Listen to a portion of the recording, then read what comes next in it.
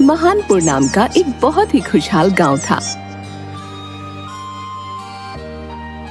उस गांव के मुखिया का नाम लक्ष्मीधर था।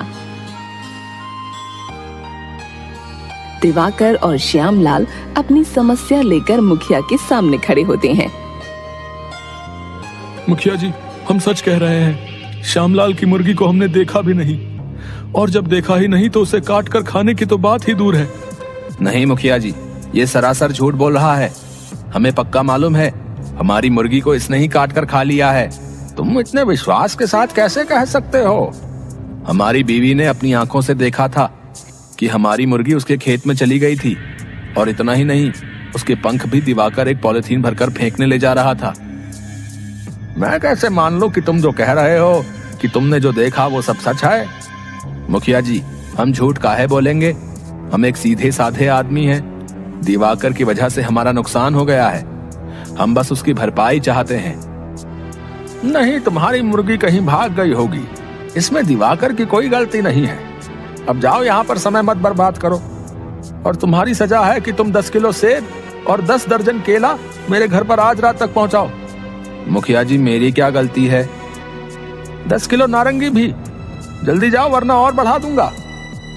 श्यामलाल चुपचाप वहाँ से चला जाता है। मुखिया के बगल में आकर दिवाकर बैठता है। वाह मुखिया जी, आपने तो श्यामलाल को अच्छा सबक सिखाया। लक्ष्मीधर नाम है मेरा, दूसरों की लक्ष्मी को धरना काम है मेरा। लेकिन एक बात तो है, श्यामलाल की मुर्गी थी तो बड़ी स्वादिष्ट। आहा, बेचारे ने कितने प्यार से उसे पाल पोस कर बड़ा किया होगा, है? कोई बेचारा नहीं है वो दूसरों के सामने बेचारा बनता है। आपने उसे अच्छी सजा दी है। आधा हिस्सा मुझे भी दीजिएगा। तुम्हारा हिस्सा? किस बात का? तुम्हारी हिम्मत कैसे हुई हमसे हिस्सा मांगने की? इसमें हिम्मत की क्या बात है? आपको हिस्सा देना है तो दो, वरना मैं श्यामलाल और गांव वालों को सारी सच्चाई बता देता हूँ। सोच लो आप क्या चाहते हो। मुखिया घबरा जाता है। नहीं दिवाकर साहब, आप इतनी जल्दी नाराज क्यों हो जाते हो? आप तो इस गांव के सबसे अमीर व्यक्ति हो।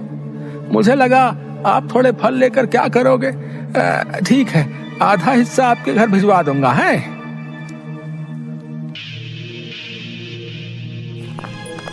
इधर श्यामलाल अपने घर पहुंचता है। उसकी पत्नी दुलारी उसे पानी लाकर देती है। क्या हुआ जी? मुखिया जी ने क्या कहा? मुखिया क्या कहेगा, वो तो दिवाकर का ही पक्ष ले रहा था। दिवाकर उसे पहले से ही अपने पैसों का रौब दिखा चुका होगा और खिला पिला कर रखा होगा।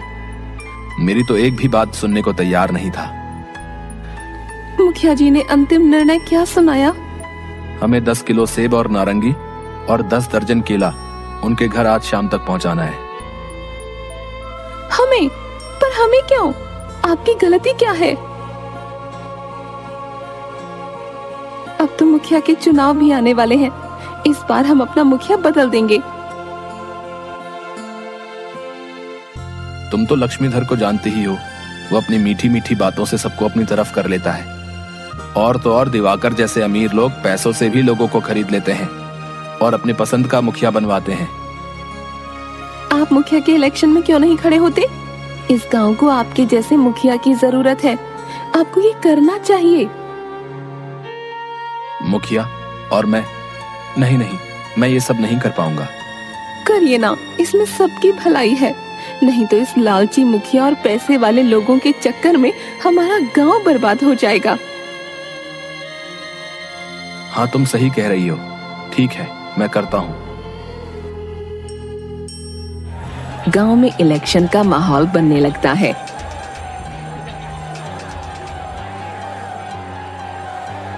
लक्ष्मीधर का पूरा विश्वास होता है कि उसका दोबारा मुखिया बनना तय है।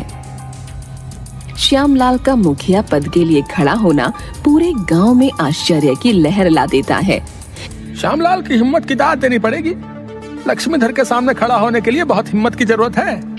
हाँ भाई, बात तो तुमने सही कही। तुम किसकी तरफ हो भैया? दिवाकर सेठ ने मुझे कह रखा है कि अगर मैंने लक्ष्मीधर को वोट नहीं दिया तो वो मुझे काम से निकाल देंगे भैया।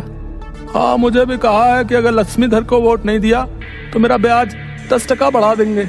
फिर तो मेरे ऊपर बहुत कर्ज हो जाएगा भैया। पर श्यामलाल अच्छा आदमी है।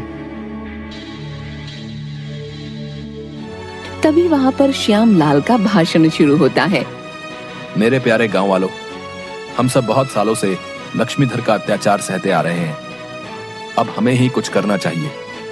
अगर आप अपने गांव में एक सच्चा और अच्छा और न्याय दिलाने वाला मुखिया चाहते हैं तो मुझे वोट दें। मैं हमेशा आपके साथ खड़ा रहूंगा।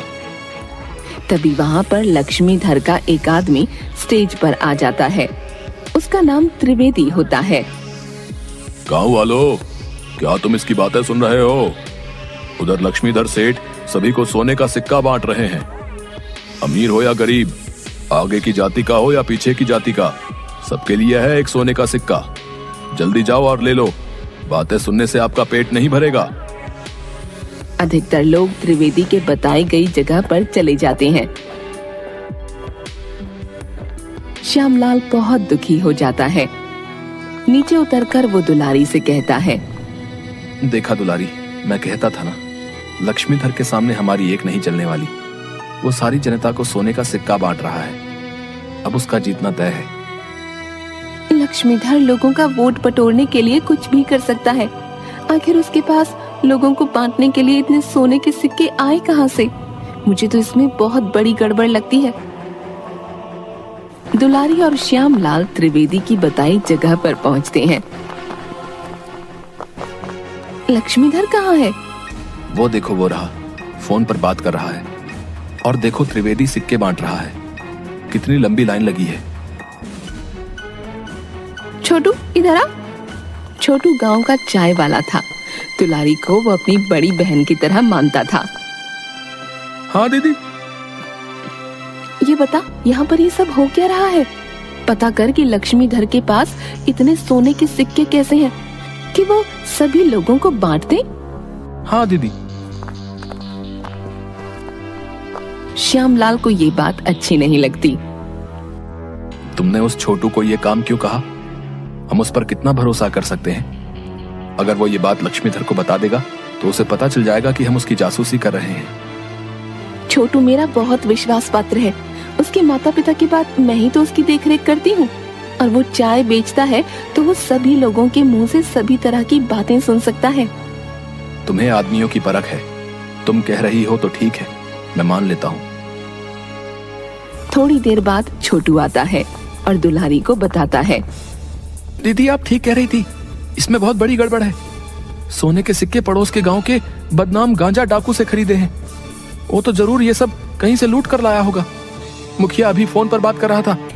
हमारे गांव की उन्नति के लिए जो पैसे सरकार से मिले थे उसने वही खर्च कर दिए हैं। मुझे पता था, लक्ष्मीधर से और क्या ही उम्मीद कर सकते हैं। अपने पद से उसे इतना प्यार है कि वो लोगों के बारे में सोचता तक नहीं। इतना बड़ा नेता होकर एक डाकू से चोरी के सामान खरीदता है।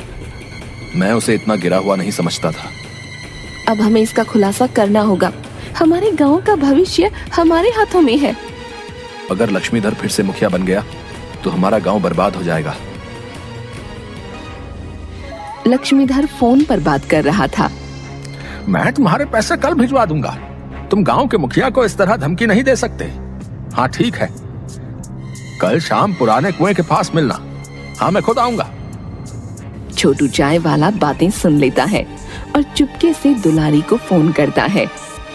अब कल शाम पुराने कुएं के पीछे पूरा गांव लक्ष्मीधर का असली चेहरा देखेगा। दुलारी कुछ गांव के लोगों को जमा करके पुराने कुएं के पीछे एक छिपने की जगह पर छुप जाती है। वो लोग इंतजार करते रहते हैं पर लक्ष्मीधर नहीं आता।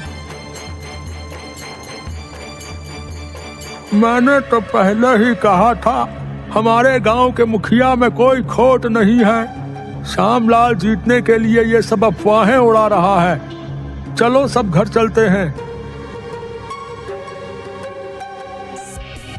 बूढ़ा आदमी अपनी छुपने की जगह से निकलता है।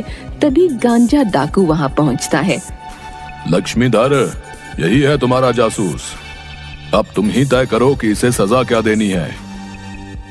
लक्ष्मीधर अपने 2 आदमियों को चाकू लेकर उस बुजुर्ग आदमी की गर्दन पर रखने को कहता है। तुम लोगों को मैं इतने साल से खिला पिला रहा हूँ, हैं? तब भी तुम ऐसी हरकतें करते हो। नीच लोगों को कोई समझ नहीं होती। उसके मुंह से जैसे ही ये शब्द निकलते हैं, छुपने की जगह से सारे गांव वाले निकल आते हैं और श्यामलाल लक्ष्मीधर और गांजा डाकू पर हमला बोल देता है।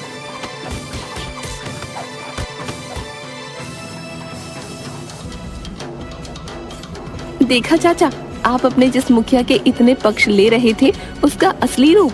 इसने गांजा डाकू को हमारे गांव की उन्नति के सारे पैसे दिए हैं और जो सिक्के आप लोगों को बांटे जा रहे हैं वो भी चोरी के हैं। सारे गांव वाले बहुत ही आक्रोश में आ जाते हैं